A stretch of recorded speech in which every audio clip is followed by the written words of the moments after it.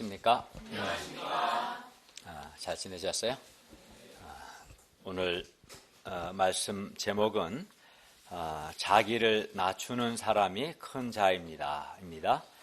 말씀은 마태복음 18장 1절에서 14절이고 요절 18장 4절을 함께 읽을까요? 18장 4절 시작. 그러므로 누구든지 이 어린아이와 같이 자기를 낮추는 사람이 천국에서 큰 자이라. 기도하겠습니다.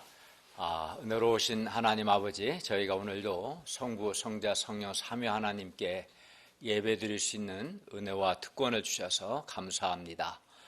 겸손한 마음으로 하나님을 기쁘시게 하는 그런 예배를 드리게 하여 주시었고, 또 하나님께서 말씀으로 우리를 복을 주시고, 무엇보다 하나님께서 우리 한 사람 한 사람 만나 주시고 죄를 용서해 주시고 또 은혜 베풀어 주시기를 간절히 기도합니다. 주님의 은혜와 긍휼이 충만한 그러한 예배가 되도록 도와주십시오. 예수님의 이름으로 기도하였습니다. 아멘. 오늘 본문을 보면 예수님의 제자들은 예수님께 천국에서는 누가 큰 자인가를 묻습니다. 그런데 세상에서 큰 자와 천국에서 큰 자는 서로 다릅니다. 기준이 달라요. 그러면 오늘 말씀을 통해서 천국에서는 어떤 사람이 큰 자인가 배울 수 있기를 바랍니다. 첫째, 돌이켜 어린아이와 같이 자기를 낮추는 사람이 큰 사람입니다. 큰 자입니다. 1절에서 4절 말씀입니다. 1절을 볼까요? 그때 제자들이 예수님께 나와 질문합니다. 뭐라고 물어요? 천국에서는 누가 크니까? 천국에서는 누가 큽니까? 라고 물었어요. 여기서 제자들이 말하는 천국은 예수님께서 왕이 되어 다스리시는 나라를 가리킵니다. 천국이라고 할 때 누가 다스리는가? 천국은 하나님과 예수 그리스도가 다스리는 나라를 가리켜요. 현재적으로든 미래적으로든. 그래서 여기서 말하는 천국은 예수님이 왕으로 다스리시는 나라라는 의미입니다. 그 예수님이 왕이 되어 다스리시는 그 나라에서는 누가 큰 자입니까? 라고 묻는 거예요. 그때 예수님은 17장 24절을 보면 가버나움에 계셨어요. 예수님은 빌립보 가이사랴에서 베드로의 신앙 고백에 기초해서 어떤 신앙 고백했어요? 주는 그리스도요 살아계신 하나님의 아들이십니다 라는 베드로의 신앙 고백에 기초하여 예수님 자신이 예루살렘에 올라가서 장로들과 대제사장들과 서기관들에게 많은 고난을 받고 죽임을 당하여 제3일에 살아나야 할 것을 제자들에게 말씀하셨습니다. 또 우리가 지난 시간에 보지는 않았지만 마태복음 17장 22, 23절을 보면 갈릴리에 모일 때에도 제자들에게 자신이 죽임을 당하고 제3일에 살아나야 할 것을 말씀하셨습니다. 그러니까 예수님은 반복해서 예수님이 그리스도로서 고난받고 죽임당하고 다시 살아나야 할 것을 말씀하셨어요. 그러나 제자들은 보면은 가버나움으로 오는 길에서 서로 누가 크냐, 예수님이 왕이 되어 다스리실 텐데 그 나라에서 과연 우리들 중에 누가 가장 크냐, 또 둘째는 누구냐, 셋째는 누구냐, 누가 가장 크냐로 서로 쟁론했어요. 서로 논쟁했어요. 그러니까 누가 가장 크냐에 굉장히 관심이 많았던 거죠.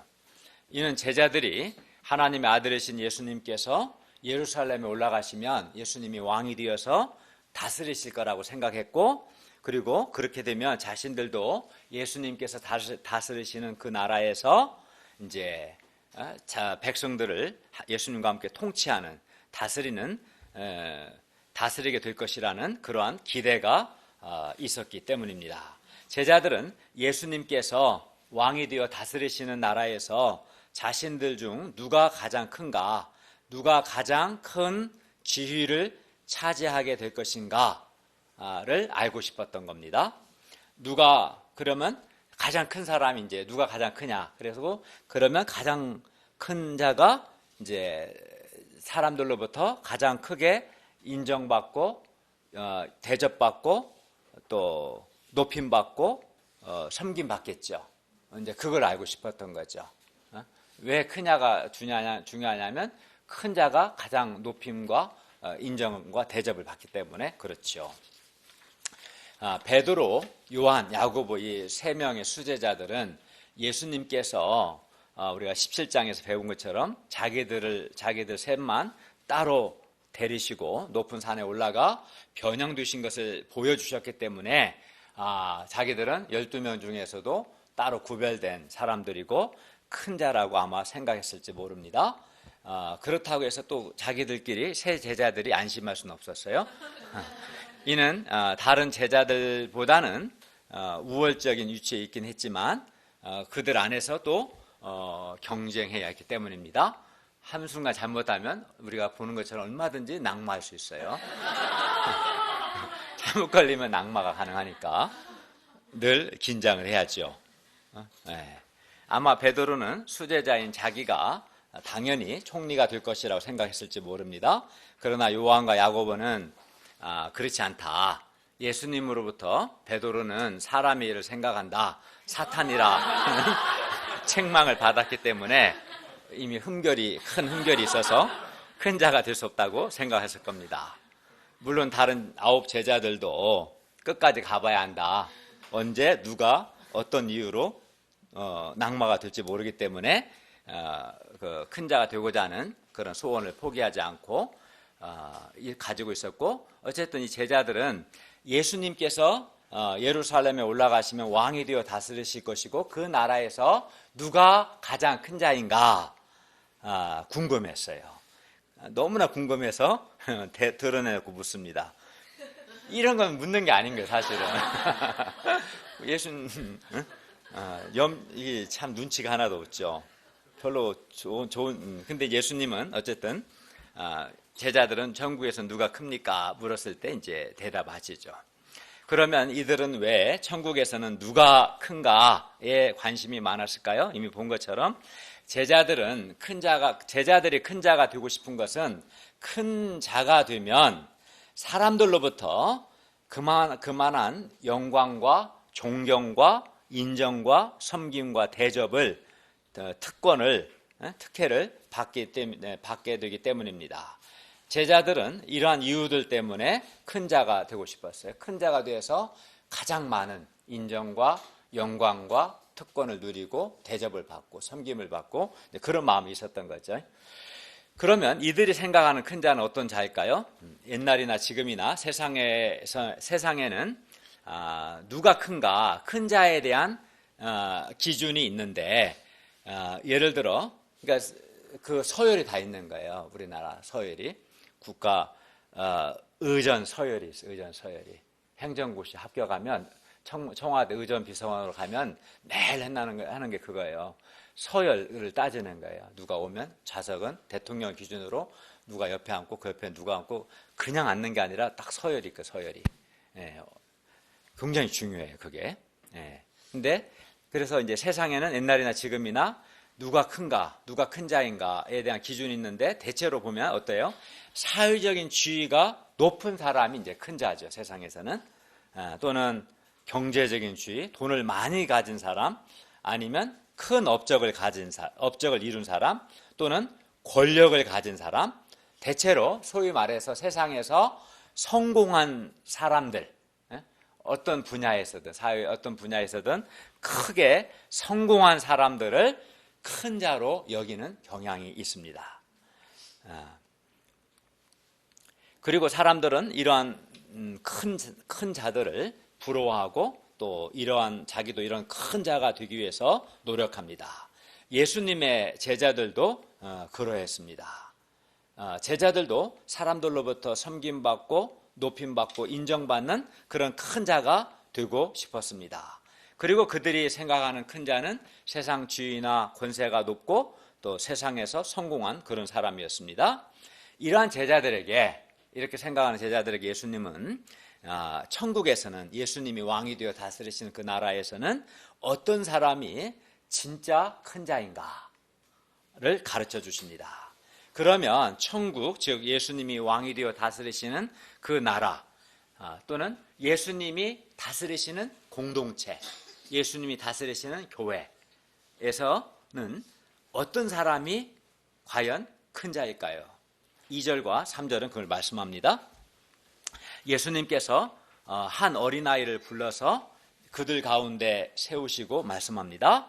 뭐라고 하십니까? 진실로 너희에게 이르노니 너희가 돌이켜 어린아이들과 같이 되지 아니하면 결단코 천국에 들어가지 못하리라. 제자들은 자기들은 당연히 천국에 들어간다고 생각하고, 이건 당연한 거고, 자기들이 천국에 들어가는 것은 기본이고, 천국에서 이제 그들 중에 누가 가장 큰가에 대해서 물었던 겁니다. 제자들은 자신들이 천국에 들어가는 것은 이미 보장되어 있고, 천국에서 어떤 자리를 차지하는가, 얼마나 높은 사람이 되는가에 관심이 있었습니다. 그러나 예수님은 그들이 돌이켜서 어린아이들과 같이 되지 아니하면 천국에 아예 들어가지도 못한다라고 말씀합니다. 여기서 돌이키다라는 말은 방향을 바꾸는 것, 생각을 바꾸는 것, 돌아서는 것을 의미하고 회개와 가까운 의미죠. 여기서는 이제 큰 자에 대한 생각을 바꾸는 거죠. 그런 가치관을 바꾸는 거예요. 그리고 여기서 어린아이는 어린아이 성품을 말하는 것이 아니라 어린아이의 아주 낮은 사회적인 지위를 가리킵니다. 당시 그 사회에서 어린아이는 가장 낮은 지위를 가졌어요. 당시 어린아이는 그 사회에서, 여기서 이제 어린아이와 같이 되지 아니하면 결단코 천국에 들어가지 못한다고 했을 때, 어린아이, 예수님 말씀하실 때 그 어린아이는 당시 유대 사회에서 중요하지 않은 존재, 그 사회에서 어린아이란 말은 가장 중요하지 않은 존재, 또는 높임을 받지 않는 그런 존재를 가리켰어요. 그러므로 어린아이 같이 되지 아니하면이라고 했는데, 제자들이 어린아이와 같이 되지 아니하면 뭐라고 그랬어요? 결단코 천국에 들어가지 못한다라고 말씀하셨는데, 그러면 제자들이 어린아이와 같이 된다는 것은 자기를 그런 어린아이와 같이 자기를 중요하지 않은 존재, 또는 높임 받지 않는 그런 존재로 자기를 여기는 거예요. 자기를 어린아이와 같이 된다는 것은 내 자신을 어린아이와 같이 중요하지 않은 존재, 높임받지 않는 그런 존재로 나를 여기는 거지. 즉 다른 말로 하면 뭐예요? 그만큼 자기를 낮추는 것을 의미하는 거예요. 어린아이와 같이 된다는 것은 어린아이와 같이 높임받지 않고 중요하지 않은 그런 존재로 나를 여기는, 그래서 자기를 낮추는 것을 의미합니다.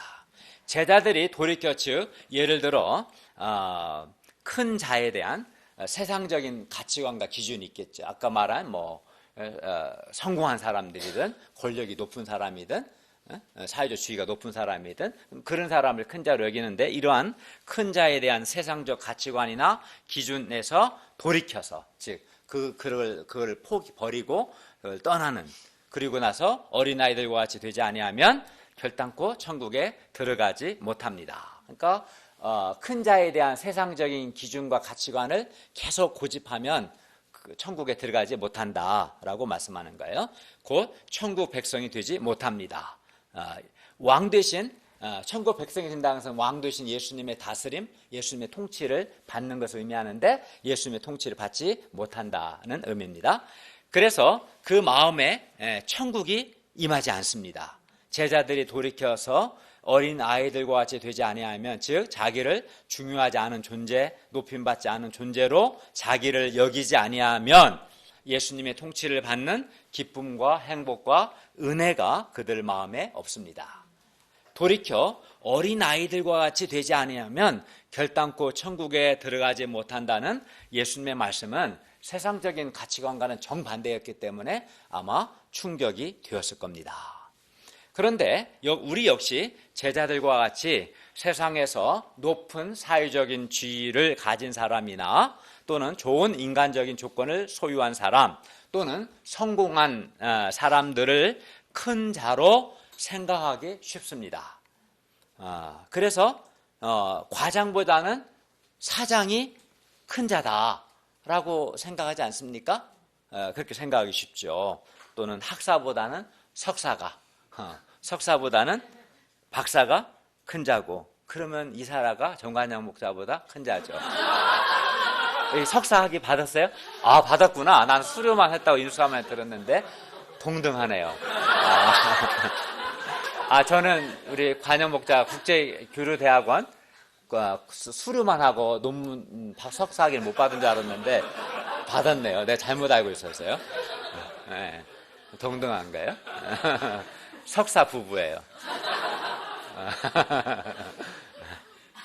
또 석사보다는 박사가 큰 자다 생각하고, 또는 연봉이 적은 사람보다는 연봉이 많은 사람이 큰 자다 이렇게 생각하기 쉽습니다. 심지어 교회마저도 대형 교회가 큰 교회고 대형 교회를 목회하는 목회자를 큰 자라고 생각하는 사람도 있습니다. 그만큼 교회 안에도 큰 자에 대한 세상적인 기준과 가치관이 이미 들어와 있고 세속적이 되었어요. 그러나 이런 것들은 세상적인 기준의 큰 자일 뿐입니다. 그리고 무엇보다 예수님은 이러한 세상적인 기준들, 이러한 세상적인 가치관들로부터 우리가 돌이켜야 한다.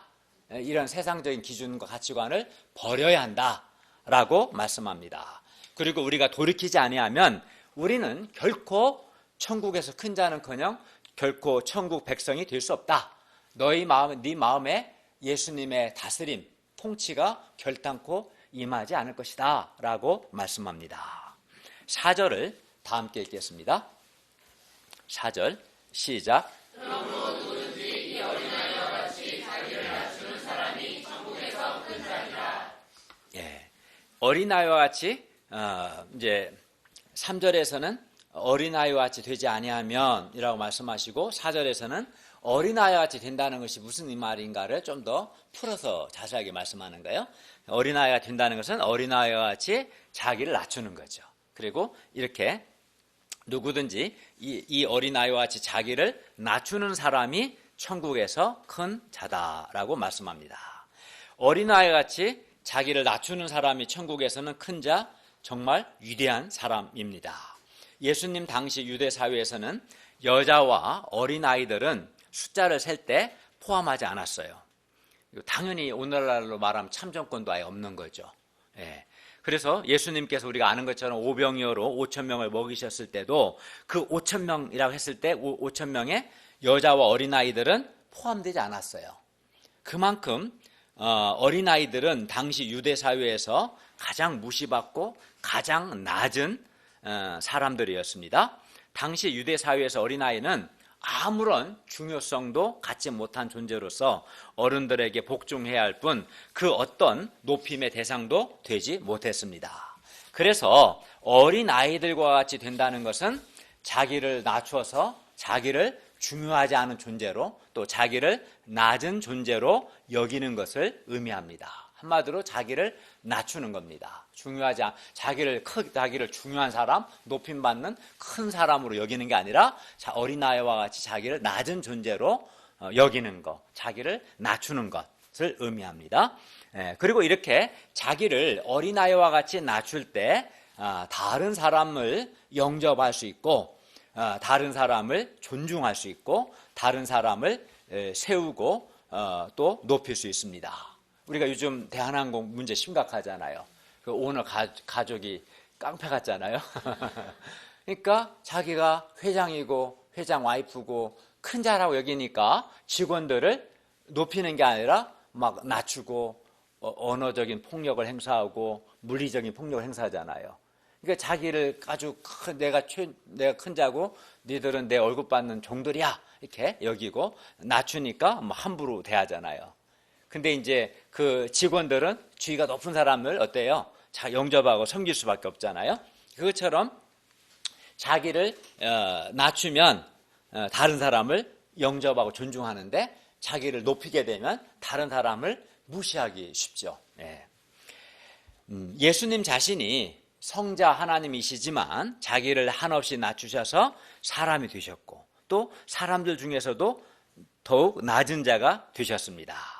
우리가 자기를 낮추면 낮출수록 우리는 더 많은 사람을 영접할 수 있습니다. 가장 자기를 낮추면 다른 모든 사람을 영접할 수 있겠죠. 그리고 이렇게 자기를 낮추는 사람은 하나님께서 보시기에 어떤 사람도 영접하고 품을 수 있는 정말 위대한 넓은 내면을 가진 사람입니다. 그렇기 때문에 예수님은 천국에서는 어린아이와 같이 자기를 낮추는 사람이 큰 자다라고 말씀합니다. 반면 자기를 높이려고 하면 어떻게 될까요? 자기를 높이려고 하면 우리는 이렇게 자기를 높이는 것을 뭐라고 그래요? 교만이라고 말하죠. 그리고 이렇게 자기를 높이려고 하면 자기를 높이기 위해서는 높고 낮으면 상대적인 거예요. 인간관계에서. 그래서 자기를 높이기 위해서는 다른 사람을 낮추게 되고 다른 사람을 무시하게 됩니다. 다른 사람이 낮아져야 이거는 높고 낮으면 학교 성적은 절대평가가 아니라 상대평가가 되기 쉬워요. 그래서 다른 사람을 낮추면 낮출수록 상대적으로 내가 높아지는 거고 내가 나를 낮추면 낮출수록 상대방이 높아지는 거예요. 상대평가지. 이해 안 가요? 이해가죠? 네. 자기를 높이기 위해서 그 상대방의 인격이든 능력이든 상대방 다른 사람을 디스, 요즘 애들 말로 디스하거나 깎아내립니다. 그 사람 인격이나 그 사람 실력이 나보다 형편없어, 나보다 못해, 별로야, 형편없어, 이런 식으로 이렇게 하는 게 다른 사람을 디스하는 거지. 그리고 깎아내리는 거지. 그렇게 해서 이런 식으로 다른 사람을 그의 인격과 그의 어떤 실력에 대해서 디스해요. 은근히 디스해. 그렇게 함으로써 자기를 이제 높이는 거야. 남을 디스하면 그 디스한 만큼 자기가 높아지니까 높이기 위해서 이렇게 다른 사람에 대해서 부정적인 말을 합니다. 누가? 자기를 높이는 교만한 사람이 그렇죠. 자기 인격이나 자기 실력은 높게 여기고 다른 사람의 인격이나 다른 사람의 실력은 낮게 여기는 거죠. 그리고 이렇게 자기를 높이는 교만한 사람은 자신이 높임을 받지 않으면 힘들어합니다. 자신이 최고가 되지 않으면, 최고로 인정받지 않는 것 같으면 마음이 어두워집니다. 이런 사람은 자신이 조금만 무시받는다고 생각되면 견디지 못하고 인간 갈등하고 괴로워합니다. 그래서 천국에서는 이런 사람을 결코 큰 자, 위대한 자라고 하지 않습니다. 아니, 이런 사람의 내면에는 천국이 없습니다. 즉 하나님의 은혜로운 다스림이 없습니다. 마귀가 역사합니다. 그러니까 예수님은 성자 하나님이시지만 자기를 피조물로 낮추셨고 마귀는 피조물인데 하나님같이 되고자 했어요. 그 교만, 이게 대조적인 거예요. 자기를 높이고자 하는 것은 교만이고 마귀적인 거고 자기를 낮추는 것은 겸손이고 예수님을 닮는 거예요. 그렇기 때문에 자기를 낮춘 사람은 주님의 통치, 은혜로운 통치가 있는 거고 자기를 높이는 사람은 마귀의 통치가 있는 거예요. 예수님은 사회 경제적인 지위나 권력과 같은 것이 높은 사람이 큰 자라고 하지 않으셨습니다. 예수님은 교수가 학생보다 실력이 더 있다고 해서 교수가 학생보다 더 큰 자다라고 하지 않습니다. 실력이나 사회적인 지위로 큰 자로 보는 게 아니에요. 자기를 낮추는 사람이 큰 자라는 거예요. 예수님은. 예수님은 자기를 낮추는 사람, 겸손한 내면을 소유한 사람이 큰 자다라고 말씀합니다. 그러므로 우리는 돌이켜 어린아이와 같이 자기를 낮춰야 합니다. 우리가 돌이켜 자기를 낮추지 아니하면 우리는 천국에서 큰 자는커녕 천국에 들어가지도 못합니다. 그러므로 예수님을 따르는 제자들은 어떻게 하면 내가 높아질까를 생각하는 데서 내가 어떻게 하면 더 낮아질 수 있을까라는 대로 관심을 돌려야 합니다. 그리고 이렇게 자기를 낮추는 사람이 큰 자입니다. 그러므로 우리가 자기를 낮춤으로 예수님께서 인정하시는 진정한 큰 자들이 될 수 있기를 기도합니다. 그러니까 그 사람의 사회 경제적인 지위에 관계없이, 사회 경제적인 지위가 굉장히 높지만 자기를 낮추는 진짜 큰 자들이 있을 수 있고요. 사회 경제 지위가 아주 낮은데도 불구하고 자기를 높이려고 해서 정말 이렇게 교만한 사람이 있을 수도 있는 거예요. 그 관계 없는 거예요. 그런 사회 경제적 지위와 관계 없는 거예요. 자기를 높이느냐 낮추느냐에 달려 있는 겁니다. 큰 자냐 그렇지 않은 자는. 둘째, 누구든지 예수님의 이름으로 어린아이 하나를 영접하는 사람이 큰 자입니다. 5절 말씀입니다. 5절을 보십시오. 또 누구든지 내 이름으로 이런 어린아이 하나를 영접하면 곧 나를 영접함이니. 여기서 어린아이처럼 자신을, 그러니까 어린아이가 가장 그 사회에서 중요하지 않은 존재, 가장 낮은 존재를 가리켰는데 어린아이처럼 자신을 낮추는 제자들을 가리키는 표현입니다. 5절. 그래서 5절에서 어린아이로 표현된 제자들이 이제 5절에서는 이런 어린아이라고 했고 6절부터는 6절을 보세요. 나를 믿는 이 작은 자로 표현됩니다. 또 10절에서도 이 작은 자 중 하나라고 했고 14절도 이 작은 자 중에 하나. 그러니까 5절에서는 어린아이로 표현하고 6절, 10절, 14절에서는 나를 믿는 작은 자로 표현합니다. 왜냐하면 제자를 가리켜서 그렇게 표현해요. 왜냐하면 진정한 제자는 세상적인 관점에서 봤을 때 권세를 부리는 큰 자가 아니라 자기를 낮춤으로 어린아이처럼 보잘것없이 보이는 작은 자이기 때문입니다. 그러니까 어린아이라는 이미지와 작은 자라는 이미지는 같죠. 그죠? 예수님 보실 때 예수님을 따르는 제자는 어린아이가 자기를 낮추는 사람이고 작은 자가 되어야 한다는 거예요. 그래서 마태복음에서 작은 자란 주로 예수님의 제자를 가리키는 표현입니다. 마태복음 18장 10절, 14절, 10장 42절, 11장 25절, 25장 40절, 45절 작은 자라는 표현들이 많이 나와요. 마태복음. 근데 하나같이 마태복음에서 작은 자는 예수님의 제자를 가리키는 표현입니다. 제자를 가리켜 예수님을 따르는 자를 가리켜 작은 자라고 부르는 것이 마태복음만의 특징입니다. 그러니까 오늘 본문 18장 6절, 10절, 14절의 작은 자 역시 예수님의 제자를 가리키는 표현으로 봐야 합니다. 문자적으로 사회 경제적인 지위가 가장 낮은 사람을 가리킨다 그렇게 보기보다는 여기서 오늘 마태복음에서 작은 자는 예수님을 따르는 믿는 자, 신자를 가리키는 고유한 표현으로 봐야 합니다. 그리고 실제로 예수님의 제자는 어린아이와 같이 자기를 낮추는 작은 자, 큰 자가 아니라 그런 의미에서 작은 자가 되어야 합니다. 그러므로 예수님을 믿는 우리도 비록 사회적인 지위가 높을지라도 자기를 낮추는 작은 자가 되어야 합니다. 그리고 누구든지 예수님의 이름으로 어린아이 하나 곧 예수님의 제자 한 사람을 영접하는 것은 곧 예수님을 영접하는 것과 같습니다. 물론 우리 교회 안에도 그렇고 일반적으로 교회 안에는 다양한 부류의 사람들이 있을 겁니다. 사회 경제적인 지위가 높은 사람도 있을 것이고요. 또 한 중간 정도 하는 중산층도 있을 것이고요. 사회 경제적인 그 지위가 낮은 사람도 있을 겁니다. 그러나 우리는 자신의 사회 경제적 지위와 상관없이 먼저는 우리 자신이 어린아이와 같이 낮은 자가 되어야 합니다. 이게 먼저는.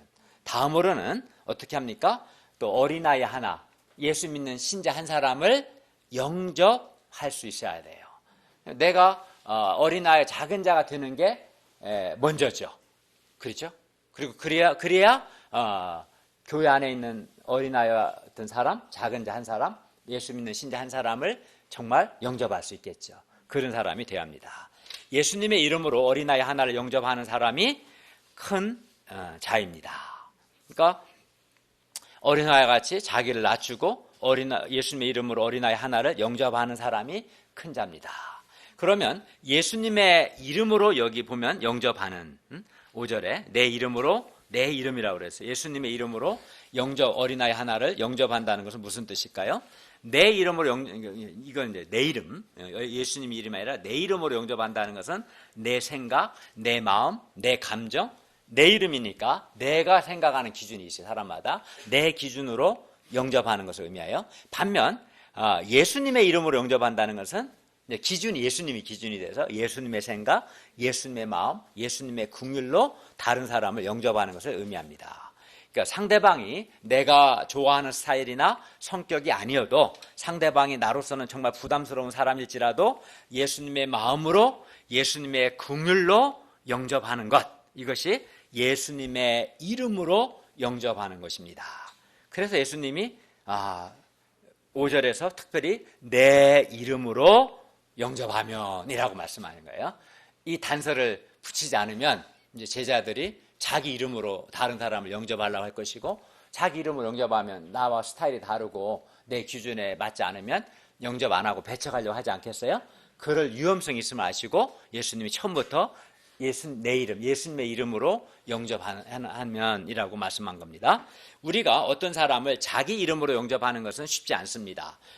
일반적으로 사람들은 이렇게 말해요. 나는 이기적이고 자기중심적인 사람, 무책임하거나 신실하지 않은 사람, 교만한 사람을 도저히 영접 못하겠다. 성실한 사람, 책임감 있는 사람들은 이렇습니다. 그렇죠. 우리에게는 각자 자기가 좋아하는 스타일이나 성격이 다 있습니다. 또 아주 싫어하거나 또는 부담스러워하는 그런 스타일이나 성격도 있을 겁니다. 그렇기 때문에 우리는 나와 맞지 않는 사람, 내가 싫어하는 사람을 내 이름으로 영접하기란 참 거의 어렵습니다. 불가능에 가깝습니다. 그러나 예수님은 우리의 이름이 아닌 예수님의 이름으로 다른 사람을 영접하라고 말씀합니다. 누구든지 내 이름으로 이 어린아이를 영접하면이라고 말씀합니다. 이는 내 마음이나 내 감정이 아니라 예수님의 마음과 예수님의 긍휼로 다른 사람을 영접하라는 뜻입니다. 우리가 우리의 좁고 편협한 마음으로는 한 사람도 제대로 영접할 수 없습니다. 그러나 예수님의 이름으로, 예수님의 기준으로, 예수님의 긍휼의 마음으로 영접하려고 하면 사실 영접하지 못할 사람이 하나도 없습니다. 세상에서는 소위 사회적인 지위가 높고 잘 나가는 사람이 큰 자로 인정받고 대접받습니다. 그러나 천국에서는 예수님이 다스리시는 공동체, 예수님이 다스리시는 나라에서는 결코 그렇지 않습니다. 예수님이 다스리시는 나라, 예수님이 다스리시는 교회 공동체에서는 어린아이와 같이 자기를 낮추고 또 예수님의 이름으로 어린아이 하나, 즉 제자 한 사람을 영접하는 사람이 예수님을 영접하는 사람이고 큰 자다라고 예수님께서 말씀합니다. 그러므로 우리가 큰 자에 대한 세상적인 가치관이나 생각들로부터 돌이켜서 먼저는 어린아이와 같이 우리 자신을 낮추고 다음으로는 어린아이 하나, 즉 작은 자 하나, 예수 믿는 신자 한 사람을 예수님의 이름으로 영접할 수 있기를 기도합니다. 그런 사람이 큰 자다라고 말씀합니다. 셋째, 지금까지는 이제 5절까지는 적극적인 의미에서, 긍정적인 의미에서 누가 큰 자인가 말씀한 겁니다. 적극적으로 어린아이와 같이 자기를 여기고 자기를 낮추고 예수님의 이름으로 작은 자 한 사람, 예수 믿는 신자 한 사람을 영접하는 사람이 큰 자다. 그리고 6절부터는 이제 소극적인 의미, 부정적인 의미에서 하면 절대 안 되는 것을 말씀하는데 다른 사람을 실족시키는 거, 10절에서 작은 자 중 한 사람을 업신여기는 거, 14절 작은 자 중 하나를 잃어버리는 거. 이거는 이제 소극적인, 해서는 안 되는 부정적 의미에서 예수님이 경고하는 내용입니다. 6절에서 9절을 보십시오. 예수님은 제자들에게 어린아이와 같이 자기를 낮추는 사람이 큰 자고, 그리고 이렇게 자기를 낮춤으로 어린아이 하나를 예수님의 이름으로 영접하면 곧 예수님을 영접하는 것이라고 하셨습니다. 그러나 우리가 어린아이와 같이 자기를 낮추지 아니하면, 즉 교만하면 우리는 다른 사람을 영접하지 못할 뿐만 아니라 도리어 다른 사람을 실족하게 할 수도 있습니다. 여기서 실족하게 한다는 말은 헬라어 스칸달리조라는 말인데, 이건 덫, 함정, 걸림돌, 그러니까 걸림돌을 놓는, 함정, 덫을 놓는 것인데, 여기서 나온 스칸달론이라는 단어에서 유래했어요. 이 동사는. 그래서 한마디로 실족하게 한다는 것은 이제 덫을 놓는, 걸림돌을 놓는 것. 그래서 다른 사람이 넘어지게 하는 것, 범죄하게 한다라는 뜻입니다. 예수님은 예수님을 믿는 자 중 한 사람을 영접하지 않고 실족하게 하는 것이 얼마나 큰 죄인가를 말씀합니다. 사람들은 심각하게 생각 안 해요. 자신의 행동과 자신의 말과 자신의 표정과 태도를 통해서 다른 사람을 실족시키는 것을 심각하게 여기지 않는 경향이 있어요. 그냥 다른 사람은 그로 인해서 상처와 고통을 받는데도 그냥 I'm sorry, 미안해, 그러고 넘어가는 아주 뻔뻔한 인간들이 있는데 예수님은 절대로 그렇지 않다. 그러니까 예수님은 다른 사람을 실족하게 하는 것이 얼마나 큰 죄인가를 말씀합니다. 보십시오. 경고합니다. 6, 7절을 같이 읽겠습니다. 6, 7절. 예수님이 남을 실족하게 하는 자가 얼마나 큰 죄인가 보겠습니다. 6, 7절 읽겠습니다. 시작. 누구든지 나를 믿는 이 작은 자 중 하나를 실족하게 하면 차라리 연자맷돌이 그 목에 달려서 깊은 바다에 빠뜨려지는 것이 나으니라.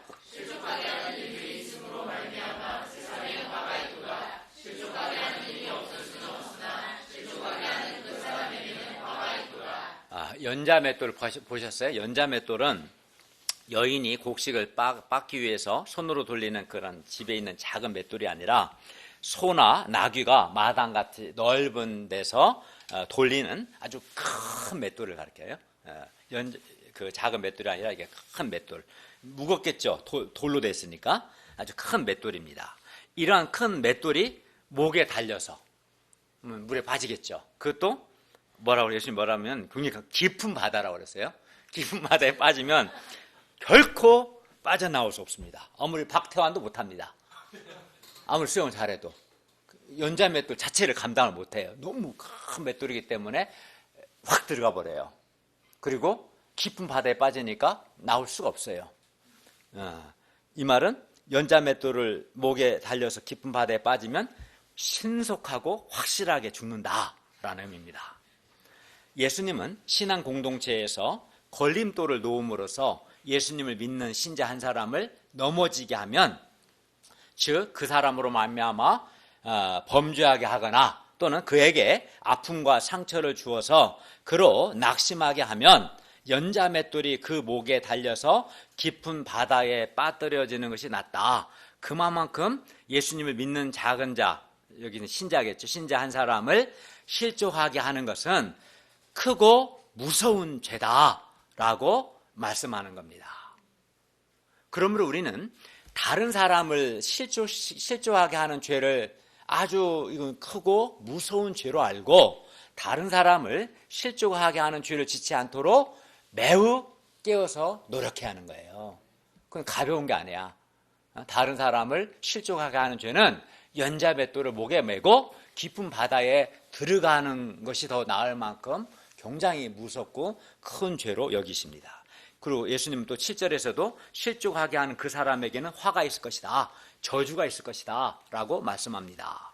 그리고 여기서 예수님을 믿는 작은 자, 즉 신자 한 사람을 실족하게 하는 것은 작은 자를 관심과 사랑으로 돌보지 않고, 즉 영접하지 않음으로 넘어지게 하는 이런 소극적인 형태로도 나타날 수 있고, 혹은 또는 다른 사람에게 비방하거나 무시 또는 거스르는 표정 또는 불신적인 말을 하거나 또는 교만한 마음과 교만한 눈과 교만한 말로 다른 사람을 대하는 이런 적극적인 형태로도 나타날 수 있어요. 그러니까 적극적으로 영접하지 않는 소극적인 형태로 실족하게 할 수도 있고, 거스르는 적극적인 행동으로 실족하게 할 수도 있는 거예요. 그러므로 우리는 예수님을 믿는 사람 앞에 행동으로든 말로든 표정으로든 걸림돌을 놓지 않아야 합니다. 걸림돌을 놓으면 그 사람을 실족하게 하기 때문에. 어떤 걸림돌? 예를 들어서 무관심이라는 걸림돌, 영접하지 않음이라는 걸림돌, 또는 비난이라는 걸림돌. 이현우를 막 비방하고 대적하면 기분 좋겠어요? 실족하겠죠. 그런 걸림돌. 또 거스르는 행동과 거스르는 말과 거스르는 표정이라는 걸림돌을 놓으면 안 됩니다. 그런 걸림돌을 놓으면 상대방이 실족하기 때문입니다. 우리는 누군가를 넘어지게 하는 걸림돌이 되면 안 되고, 스텀블링 블락이죠. 누군가를 위로하고 격려하는 디딤돌이 돼야 합니다. 그러니까 한 사람이 누군가를 격려하는 사람, 위로와 격려하는 디딤돌 같은 사람이 될 수도 있고, 누군가를 실족하게 하는 걸림돌이 될 수도 있는 거예요. 우리가 자기를 높임으로, 즉 교만으로 다른 신자를 넘어지게 하는 사람이 되지 않고 적극적으로 자기를 낮춤으로 다른 신자를 영접할 수 있기를 기도합니다. 8, 9절을 다 함께 읽겠습니다. 시작.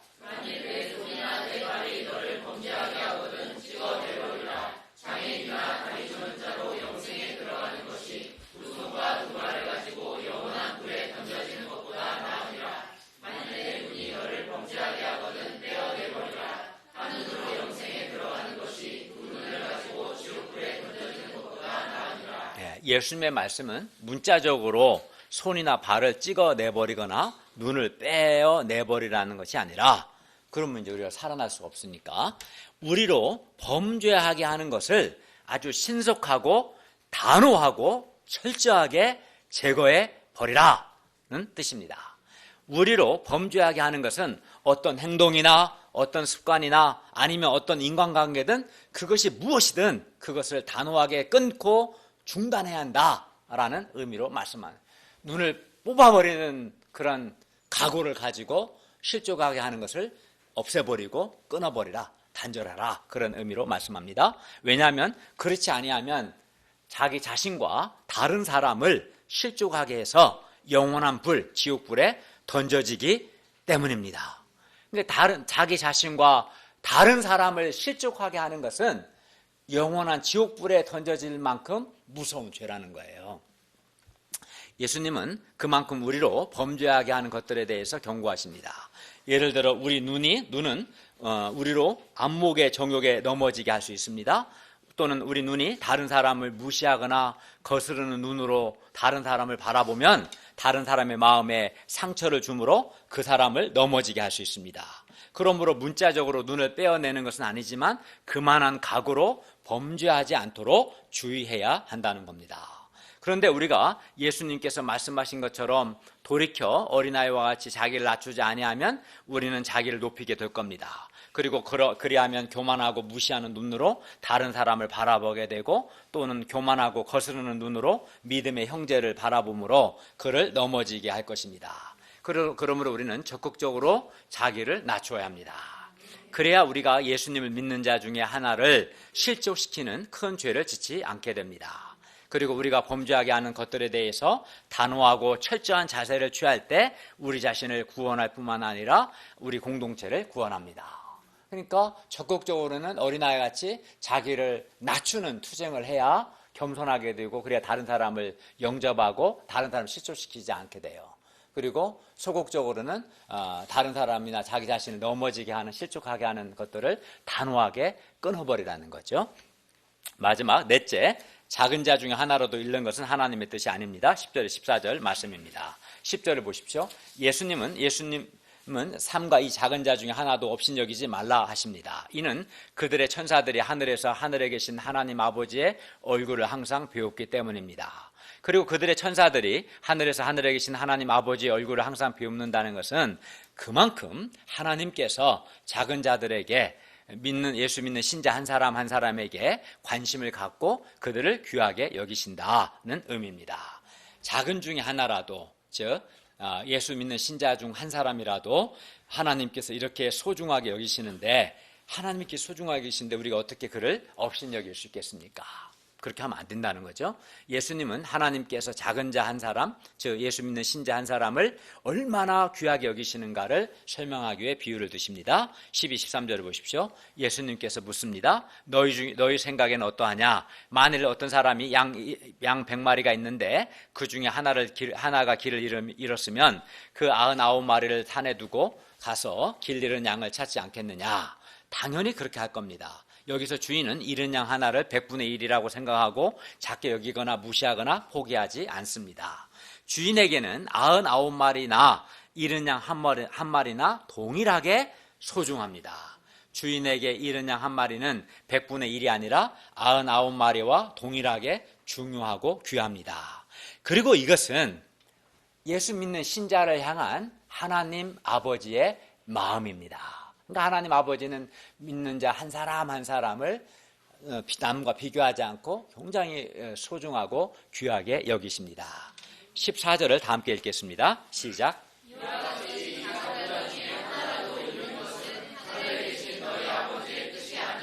예, 작은 자 중에 하나라도 잃는 것은 결코 하나님 아버지의 뜻이 아닙니다. 그러므로 우리는 작은 자 중에 하나라도 저 예수 믿는 신자 단 한 사람이라도 실족하지 않도록 그들을 영접하고 그들을 귀하게 여기고 존중해야 합니다. 우리는 우리 신앙 공동체에서 한 사람 한 사람을 귀하게 여겨야 합니다. 우리가 한 사람 한 사람 그 영혼에 대해 깊은 관심을 갖고 어찌하든지 살리고자 하고 사랑하고 섬기는데 힘을 쓸 때 하나님께서 우리 교회 공동체를 기뻐하시고 귀하게 쓰실 겁니다. 결론입니다. 이 상에서 우리는 진정으로 큰 자는 어린아이와 같이 자기를 낮추는 사람이다. 그리고 다른 사람을 영접하는 사람이다. 를 배웠고 또 작은 자 중에 한 사람이라도 실족시키지 않고 예수님의 이름으로 영접하는 사람이 진짜 큰 자다라는 것을 배웠습니다. 그리고 작은 자 중에 하나도 없인 여기거나 잃는 것은 결코 하나님 아버지의 뜻이 아니다는 것도 배웠습니다. 그러므로 우리가 적극적으로 자기를 낮춤으로 예수님의 이름으로 작은 자 중에 한 사람을 영접하고 그를 실족시키지 않고 그를 도리어 살리는, 그래서 우리가 진정으로 예수님이 보시기에 큰 자, 위대한 자가 될 수 있기를 기도합니다. 그러니까 자기의 사회 경제적인 지위에 관계없이 자신의 어느 대학을 나왔든 연봉이 얼마든 모든 것에 관계없이 어린아이와 같이 자기를 정말 낮추는 사람이 큰 자고, 자기를 낮추면 다른 사람을, 더 많은 사람을 영접할 수 있을 겁니다. 그러나 자기를 낮추지 않고 높아지고자 하고 다른 사람을 무시하고 깎아내리고 디스하고 내가 옳아, 내가 최고야, 내가 더 잘 알아, 이런 식으로 자기를 높이면 다른 사람을 영접하지 못하고 실족시키게 될 겁니다. 우리가 예수님을 본받아서 어린아이와 같이 자기를 낮춤으로 예수님의 이름으로 작은 자 중 한 사람을 영접할 수 있기를 바랍니다. 기도하겠습니다. 은혜로우신 주님, 오늘 말씀을 통해서 어린아이와 같이 자기를 낮추고 또 예수님의 이름으로 예수 믿는 신자 한 사람 한 사람을 영접하는 사람이 진짜 큰 자인 것을 배웠습니다. 우리가 이러한 큰 자가 되게 해주시고 우리의 행동과 말과 표정으로 다른 사람을 실족시키는 자가 되지 않고, 남을 실족시키는 것은 무서운 죄라는 것을 인식하고 자기를 철저히 낮춰서 행동으로든 말로든 표정으로든 다른 사람을 실족시키지 않고 도리어 다른 사람을 위로하고 격려하고 세우는 그런 하나님의 사람들이 되게 하여 주시옵소서. 예수님의 이름으로 기도하였습니다. 아멘.